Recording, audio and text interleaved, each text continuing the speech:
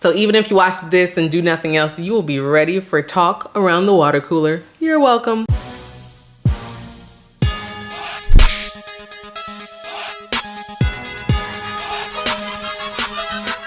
Hey guys, this is Hope Said It, back with another Hope Said It Uncut video for you. This is about 90 Day Fiancé. Hope Said It is about marriage, motherhood, hair, and life, and that is even in the reality TV realm. If you've been living under a rock, the latest season of 90 Day Fiancé, The Other Way, is now wrapping up. We're just waiting for the season finale part 2. Now, what is 90 Day Fiancé? Well, 90 Day Fiancé, the original series, was about Americans who found love abroad, and they have the K-1 visa, in which once you land in the US, once the other person who lives in the other country lands in the US, they have 90 days to get married in order to stay in the country. Now, of course, there have been spin-offs and spin-offs and spin-offs of 90 Day Fiancé, and The Other Way is about the American going to the other country, actually. Now, I'm gonna go in order from like least interesting to most interesting, or least dramatic to most dramatic, or I don't know. Either way, you'll see why. 6 couples, like I said. The first one I'll go with is Kris and Jeymi. Now, Kris is from Alabama, Jeymi's from Colombia. They have a little bit of an age gap. I mean, look at the picture. You can see that there certainly is an age gap here. They just argue all the time. I just don't get the whoop about them. They met online. They had great conversation online, but like sometimes happens when you meet in person, you know, things just don't work out. And the problem is that Kris kind of went to Colombia without a job. She didn't really have a plan of how to sustain herself. She figured she had a budget, and if she sticks with it, she could stay as long as possible. But I think her ultimate plan was just to keep on like going to America every couple months to work and then coming back for a couple months. I don't know what her sustainability plan was, but either way, Jeymi's spending habits kind of crushed that, because their budget for an apartment, it was like $400 a month for Kris to be comfortable with it, and Jeymi got something for like $550 a month. It was $150 over the original budget. So just financial strains didn't help. Kris is mad sick. Like, she stays sick, and she didn't tell Jeymi this before she came, but she has narcolepsy, child. She got chronic pains, chronic headache. Like, she is a sickly girl. Like, anything that happens, and she's always hurt. So that's not really fair to Jeymi to kind of place that on her lap and be like, hey, you're also a caregiver because I have chronic pain all the time. And they also ghost each other quite a lot, like in crucial moments. And even when they were not living in the same country, they would have times of, oh, she ghosted me for 2 weeks, 3 weeks. It's a weird relationship. I just think they were looking for love, and they just were happy that someone gave them attention. So they try to work it out. Did not work out. They blow up all the time at different things, especially when Kris goes back to America for different purposes, and she had to go back for different purposes, whether it's work. I think her son was in jail the other time, and another time she had to work with something for court. So she's always having a reason to go to the US. I'm not saying it's, you know, not valid. I'm just saying, like, I think Jeymi would prefer, hey, can you stay here? And it seems like you didn't leave life in the US, and it seems like you still have other priorities other than me. So that's kind of why their tension is. The last thing about them is that they just had a huge blow up. They have bad communication skills. It's always about money. It's always about not putting someone first. So they had a huge blow up. Kris said, you know what, I'm over it. In the finale, I'm sure they're still broken up. Even if they try to work it out, it's not gonna work. Mark my words, it won't work. So enough about them. Let's go on to the next couple, which is Gabe and Isabel. Now, Gabe is from Florida. Isabel is from Colombia, just like Jeymi previously. The main thing about them is that Gabe is trans. That's just Gabe's storyline. He told Isabella that, and she was cool with it. Gabe's business does like trans underwear or something like that. Everything about Gabe is just very trans. And it's kind of sad because Gabe, when he was describing life as a girl back then, it's sad to see the hate Gabe had for self. You know, it was just very sad. You just wanted to give Gabe a hug and be like,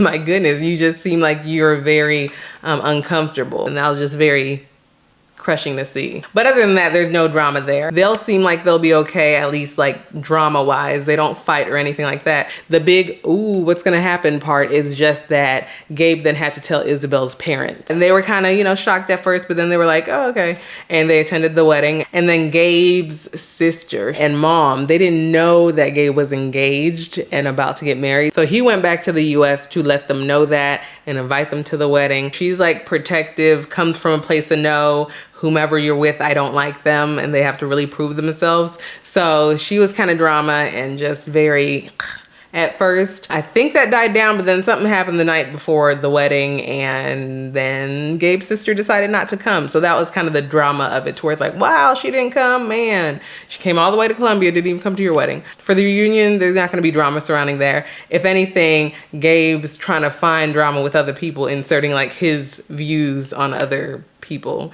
But that's what you do in the reunion. Either way, that relationship is not gonna flare up. Now let's heat it up a little and go to Daniele and Yohan. Now Daniele is from New York, Yohan is from the DR. It's your typical middle-aged lady meets a cabana boy in DR and wants to marry him or run away with him. So she's about mid-40s possibly, and Yohan is about 20s. And everything that you think would ensue because of that ensues. Daniele does not want to live in the US because she actually believes, oh my goodness, she's in New York, it's hustle and bustle, it's a grind, it's expensive. She just thinks it's very stressful. So she wants to go to the DR to live, and she does move to the DR. But then Yohan, I think he had different plans. He allowed her to move there, but he was more like, I mean, for a little bit, but ultimately we're going to the US, correct?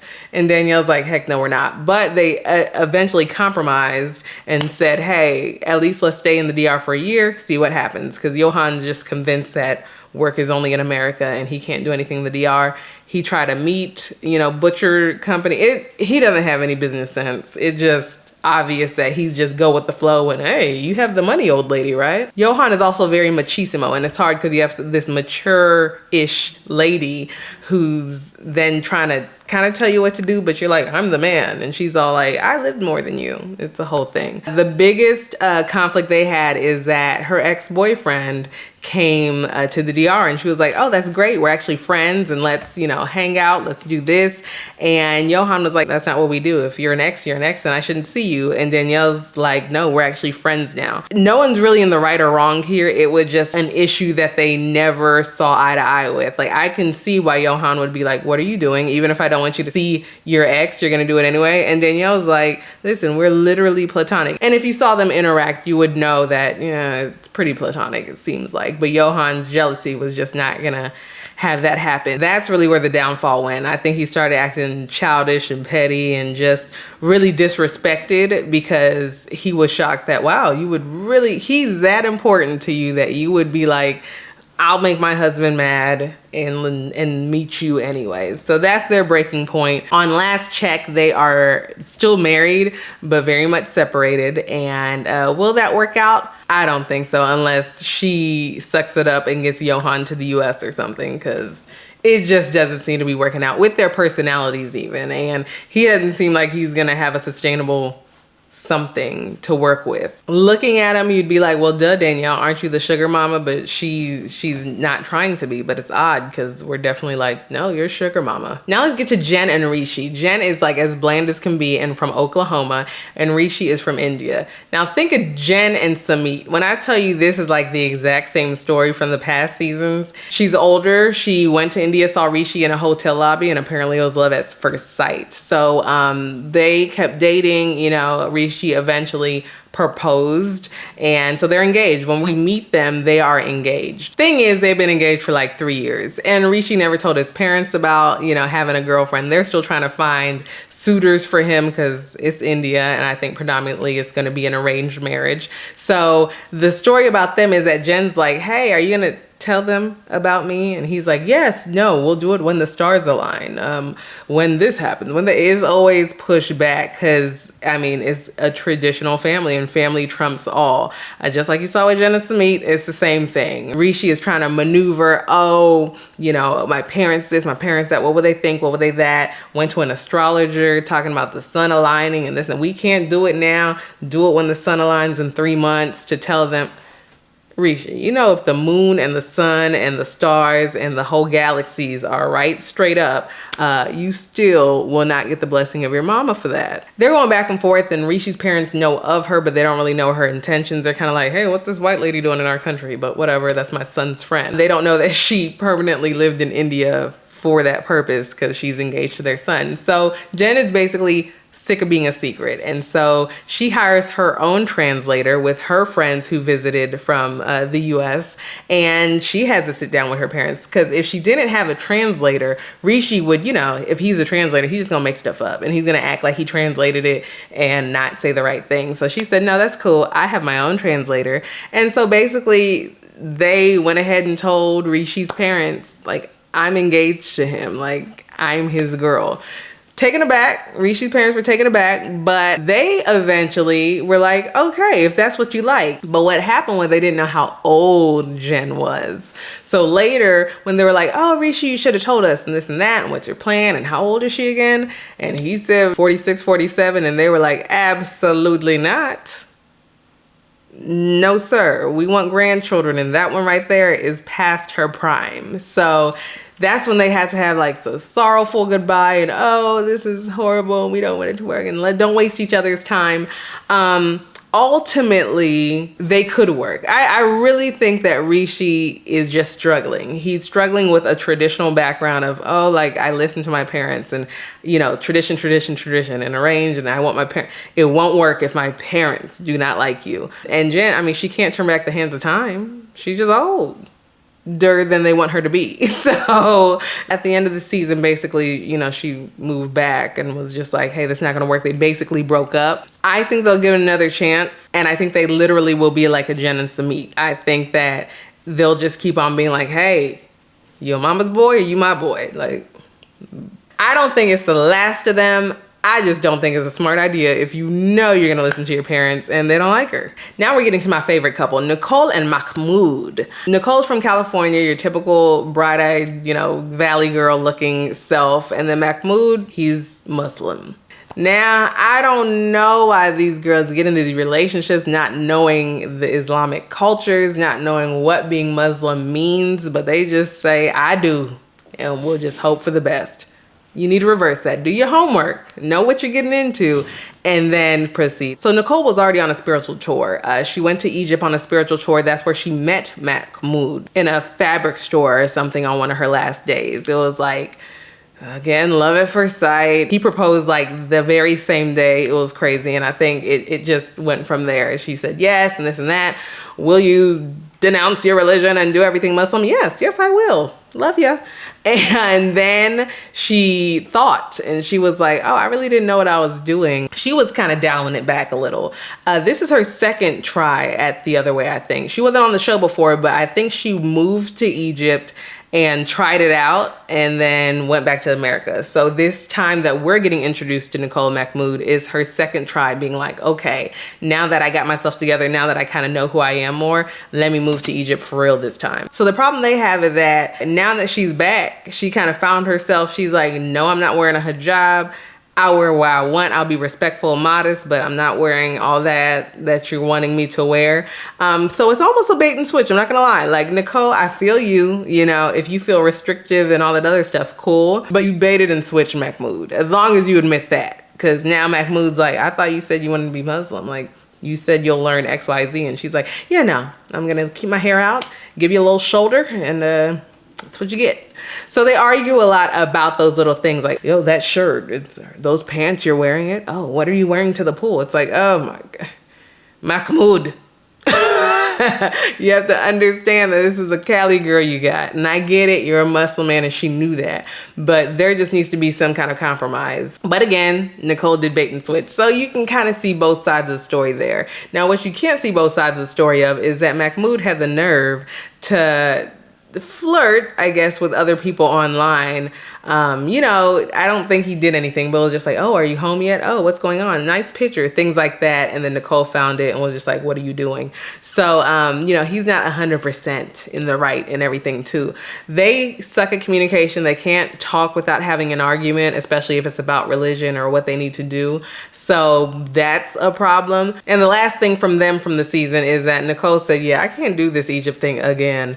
I'm gonna go ahead and go back to America, but I love you. How about I filed for you to come to America with me. So, you know, I like them. I said they were my favorite couple. I like them because they're just trying to figure life out. You could tell that they love each other. They just really don't know how to love each other. And listen, it's very hard to be mismatched when it comes to religion. I don't see how people of different religions, if you're really devout, like I don't see, if you're a strong this and a strong that and you come together, I just don't see how that can work. I think that it would only work if you're like lukewarm and you don't really care or whatever. But Mahmoud is like, no, I'm Muslim, like for real, for real. And Nicole, she doesn't know who she is. She's just trying to find herself and going with the flow. And I think that's why it was easy to connect with Mahmoud and be like, well, he really loves Islam, so let me try it out. And she did, and I don't think she's feeling it that much. So now they have to maneuver life knowing, okay, I guess since we're not clicking on religion, what are we doing? Mahmoud doesn't necessarily want to go to America. I think he's going to try it out since Nicole tried it out for him. But I think that if Mahmoud comes here, finds a good mosque, finds a Muslim community, and Nicole continues to respect the religion. But if Nicole is not going to convert 100%, I think he eventually will have a problem because he's going to want some Muslim kids. He's not stepping off of that, and Nicole seems to be stepping off of that. But I will say that they do seem like they love each other. They're a cute couple. Child, we'll just see if it works. Ooh, child, now you got Debbie and Oussama, child. I saved them for last because that's probably the most clickbait you will see about Debbie and Oussama. Debbie is from Georgia, Oussama is from Morocco, and they have like a 43-year age difference. Talk about age gap.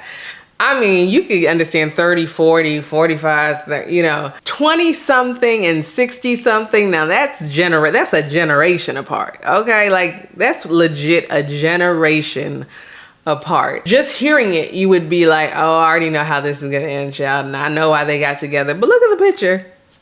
I mean, Oussama, it's not like, you know, a whole bunch of people are trying to come after him, I feel. So then after I saw him, I was like, maybe this can maybe work because they apparently connect and bond off of poetry and art. And I mean, Debbie's just some whimsical, like, think Peter Pan, but in woman form. Like she's just very, I'll never grow up. Oh, I'm childlike and enchanted land. She thinks she's probably some fairy child. And I think that's what Oussama likes about her childlike behaviors and attitude and all that other stuff. And it oddly seems to be going well. Like at first you're like, oh no, this is real fishy, Debbie. But as it goes on, you're like, this might work out a little bit.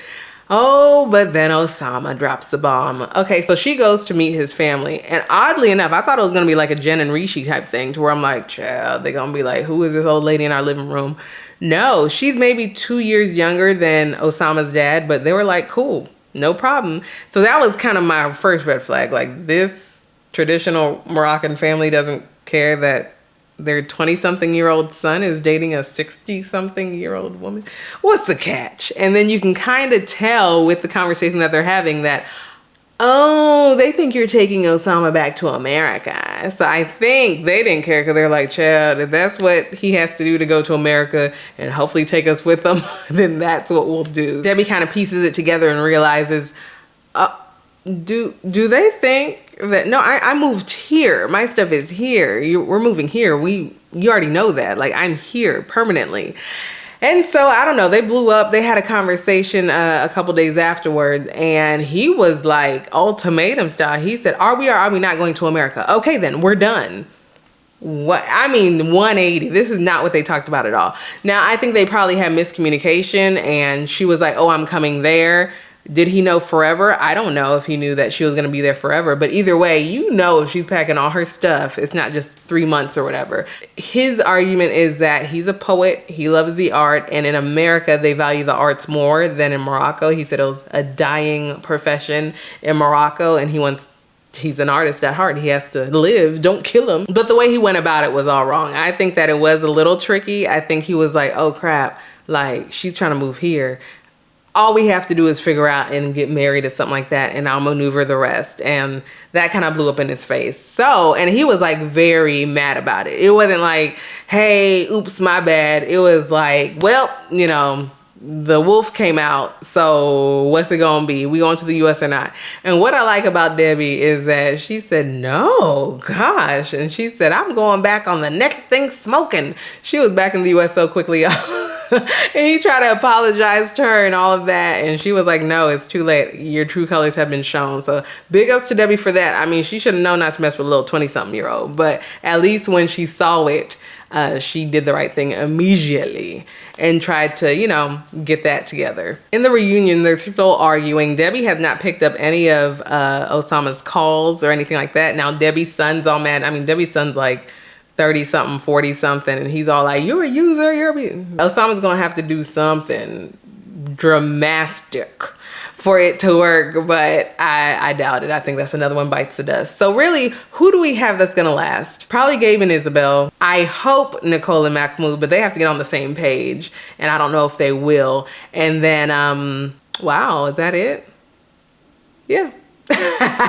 That's it. Everybody else was just it was a shot in the dark. I touched on the highlights, the lowlights. It's the cliff notes of 90 Day Fiancé the other way, because really these episodes are like, I think it's an hour long each. And what is it? Like 10, 11 episodes? It's a long time. And half the time, you know, they draw it out and crap, but there's the fight happening. It spans over 2 episodes and you're like, cut to the chase. Come on. So I'm cutting to the chase for you. I gave you all the things you need to know, the drama, the hits, the miss, all this other stuff. And part 2 of the reunion is coming up this week, I believe. But, you know, I think I already predicted it right. There's no curveballs that I see. So even if you watch this and do nothing else, you will be ready for talk around the water cooler. You're welcome. Follow me on social media at Hope Said It.